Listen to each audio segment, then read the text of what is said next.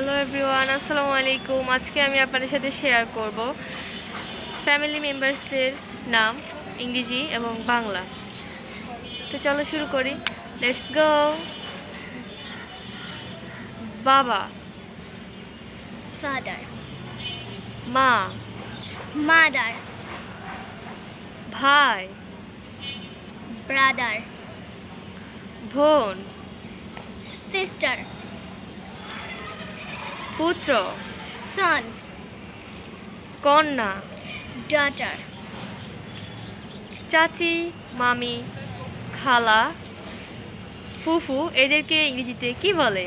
এদেরকে ইংলিশে বলে aunt, চাচা, মামা, খালু, ফুফা এদেরকে কি বলে?